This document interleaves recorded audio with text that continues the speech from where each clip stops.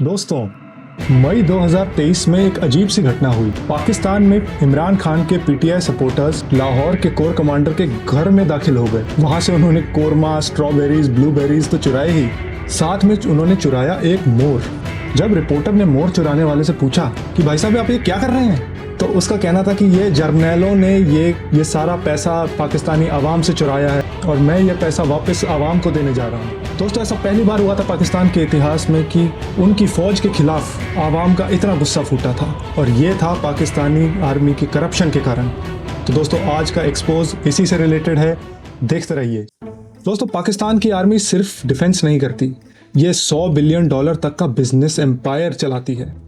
Swiss bank में billion छुपाए हुए हैं, पोर्चुगल में प्रॉपर्टीज खरीदी हुई हैं, और सबसे शॉकिंग, भारत के साथ जंग इनकी सबसे बड़ी प्रॉफिट मेकिंग स्ट्रेटेजी है। जय चामुंडा। दोस्तों, मैं हूं लाल शैतान, आपका इन्वेस्टिगेटिव जर्नलिस्ट जो पाकिस्तान के मिलिट्री इंडस्ट्रियल कॉम्प्लेक्स की पूरी सच्चाई एक्सपोज करेगा। आज के वीडियो में आप जानेंगे पाकिस्तानी आर्मी एक्चुअली में एक मैसिव बिजनेस एम्पायर है जो अपने जनरल्स को बिलियनर बनाने के लिए देश को गरीबी में रखता है। ये analysis Credit Suisse leaks, Dubai unlocked investigation और FATF रिपोर्ट्स और इनसाइडर रेवलेशंस पे बेस्ड है, जो मेन स्ट्रीम मीडिया आपको कभी डिटेल में नहीं बताएगी। तो आज आप देखेंगे एक एक्सपोज पूरे पाकिस्तानी आर्मी के बिजनेस एम्पायर का, फौजी फाउंडेशन से लेके अस्करी बैंक तक, स्विस बैंक खातों से लेके दुबई की प्रॉपर्टीज की शॉकिंग डिटेल्स, और उनके सारे जनरल्स पोर्चुगल क्यों भाग रहे हैं, पापा जॉन्स पिज्जा से लेके सीमेंट फैक्ट्रीज तक, पूरा नेटवर्क आज मैं आपके सामने चिट्ठा खोल के रख दूंगा। तो दोस्तों, शुरू करते हैं इनके मैसिव बिजनेस एम्पायर से। देखिए, पाकिस्तानी आर्मी सिर्फ आर्मी नहीं है, ये एक कॉरपोरेशन है जो सब चीज़ों पे कंट्रोल रखती है पाकिस्तान में। इनके जो कोर जो बिजनेस फंक्शंस हैं, मैं आपको बता दूं, फौजी फाउंडेशन $10 बिलियन से बड़ा एम्पायर है। उसमें आती है फौजी फर्टिलाइज़र, जो पाकिस्तान का सबसे बड़ा यूरिया मैन्युफैक्चरर है। अस्करी बैंक, 43% का स्टेक है पाकिस्तानी आर्मी का इस बैंक में, जो फाइनेंशियल सर्विसेज प्रोवाइड करता है। फौजी सीमेंट कंस्ट्रक्शन सेक्टर में है, Mari petroleum company energy sector में, foundation wind energy, Fauji fresh and freeze limited, army welfare network, defence housing authority जो इनका सारा रियल एस्टेट का एम्पायर देखती है, आर्मी पब्लिक स्कूल की चेन, कंबाइंड मिलिट्री हॉस्पिटल की चेन। अरे भाई साहब, सांस लेने दो, इतना पैसा कहाँ लेके जाओगे। सच तो यह है दोस्तों, पाकिस्तान की आर्मी उनकी इकोनॉमी का तकरीबन 33% हिस्सा कंट्रोल करती है। कराची स्टॉक एक्सचेंज पे सबसे बड़े जो बिजनेस कॉरपोरेशन है वो भी पाकिस्तानी आर्मी चलाती है। 100 से ज़्यादा कंपनियां जो कराची स्टॉक एक्सचेंज पे लिस्टेड हैं, उनका डायरेक्ट कनेक्शन पाकिस्तानी आर्मी से है। इसमें इनको टैक्स फ्री ऑपरेशंस का फ़ायदा मिलता है और उन पर कोई रेगुलेशंस लागू नहीं है। तो दोस्तों, फटाफट कमेंट्स में जाके बताइए कि आपको क्या पता था कि पाकिस्तानी आर्मी इतने सारे धंधे करती है। तो चलिए बात करते हैं इनके स्विस बैंक्स के गोरख धंधे पे। दोस्तों, OCCRP की क्रेडिट स्विस लीक्स नाम की एक रिपोर्ट का एक्सप्लोजिव डेटा सामने आया कुछ समय पहले। उसमें शॉकिंग रेवलेशंस और स्पेसिफिक नाम लिए गए।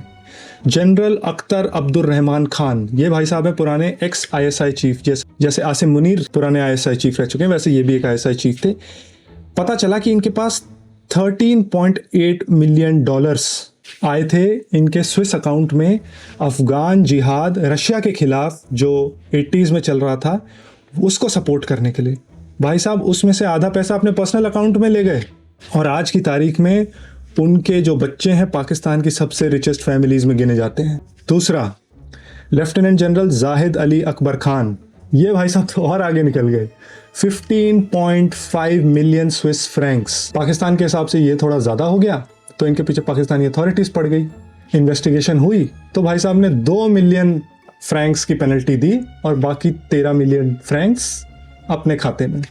नंबर 3, इनको आप शायद जानते होंगे, जो आसिम मुनीर से पहले जो चीफ थे, जनरल कमर बाजवा।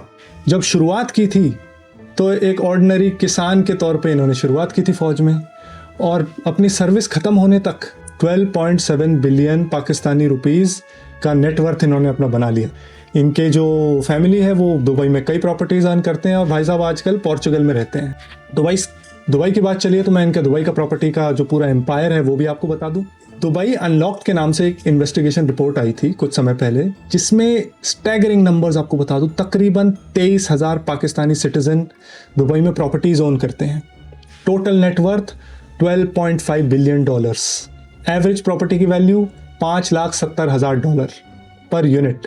भाई अब जनरल इतना करे तो पॉलिटिशियन कहाँ पीछे रहते। प्रेसिडेंट जरदारी, बेनजीर भुट्टो के पति, मिस्टर 10%। अब इनको 10% इसीलिए कहा जाता है बिकॉज जितने भी कॉन्ट्रैक्ट अवार्ड होते थे पाकिस्तान में, उस सब में इनका जो कट होता था वो 10% होता था, इसीलिए मिस्टर 10%। तो मिस्टर 10% की जो फैमिली आप जानते ही होंगे, बिलावल, बख्तावर, असीफा, मल्टीपल लोकेशन पे दुबई में इनकी प्रॉपर्टीज हैं।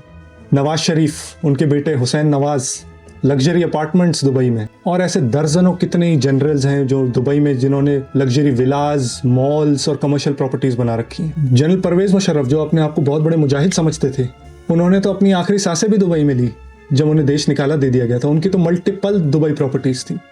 और दोस्तों ये तो सिर्फ डॉक्यूमेंटेड वेल्थ है, असली एस्केप प्लान क्या है ये मैं अभी आपको आगे बताऊंगा।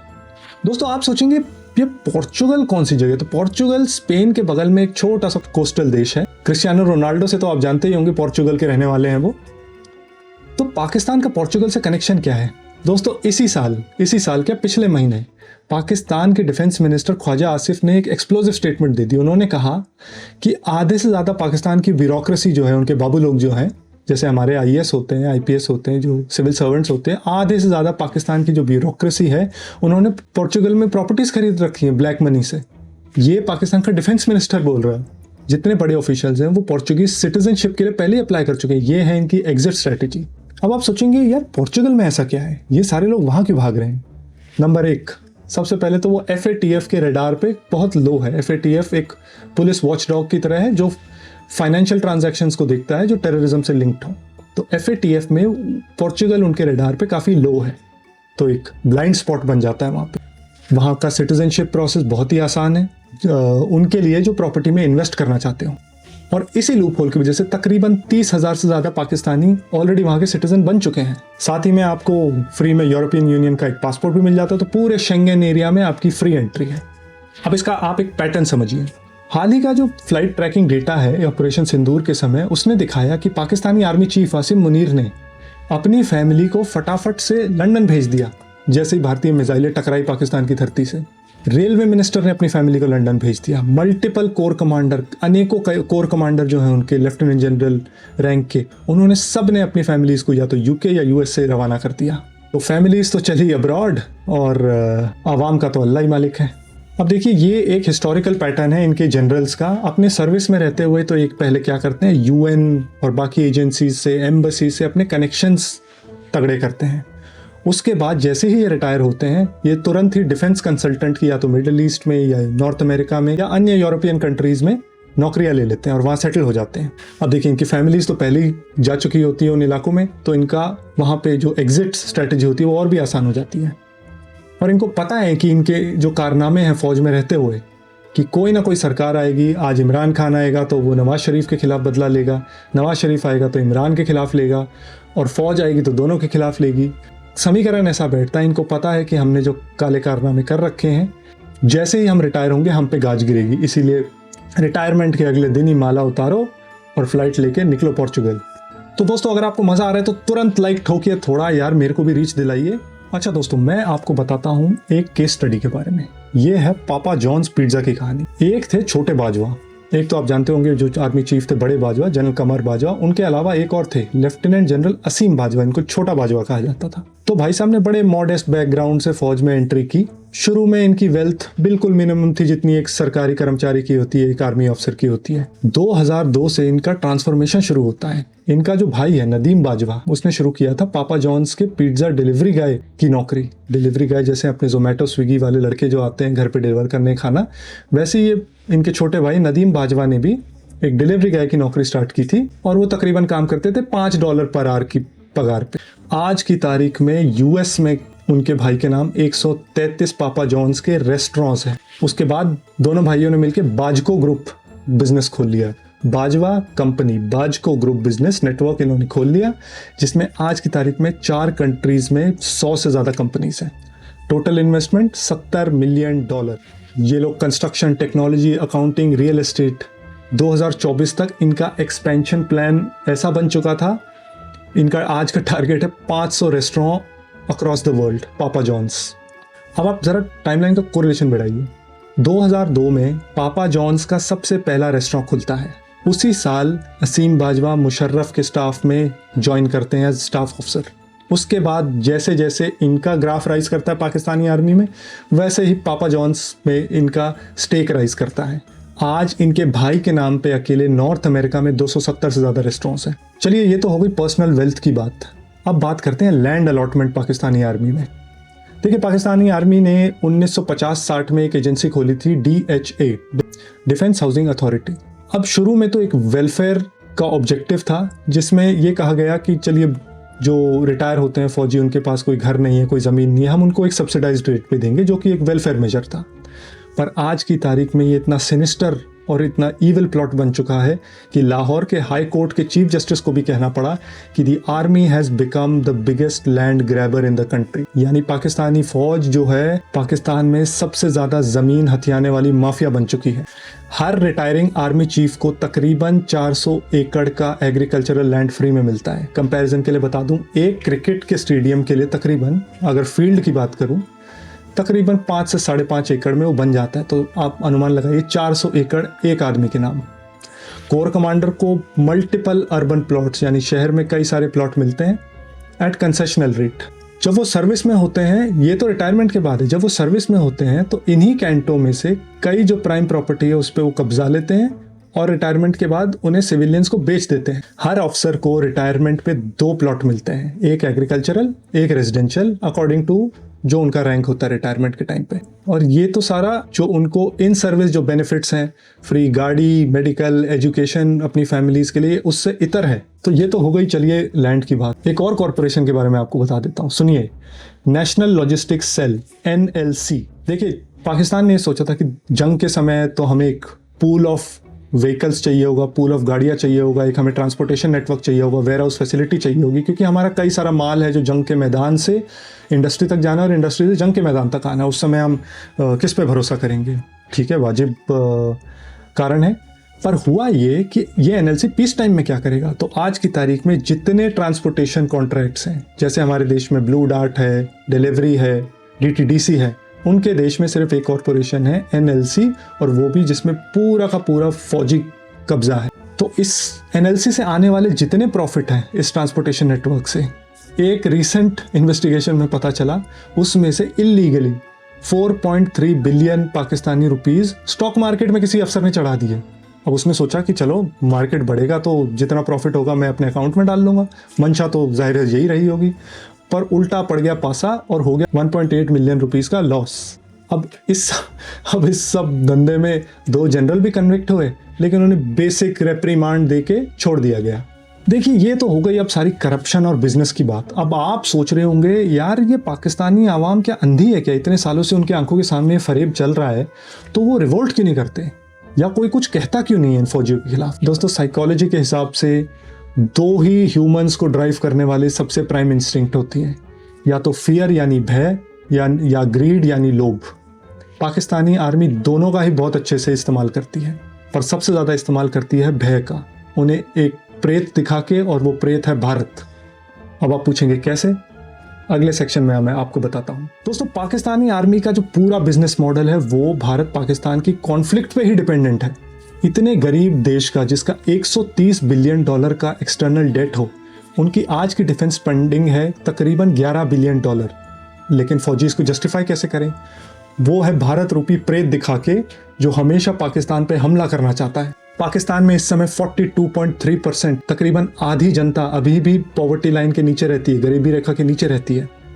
फिर भी उनके देश में डिफेंस स्पेंडिंग सबसे बड़ी प्रायोरिटी है। जैसे कि मैंने बताया, 130 बिलियन डॉलर का एक्सटर्नल डेट हो रखा है, लेकिन कोर कमांडरों के और जो जनरल्स और जो सीनियर ऑफिसर्स हैं, उनके आप घर जाके देखिए।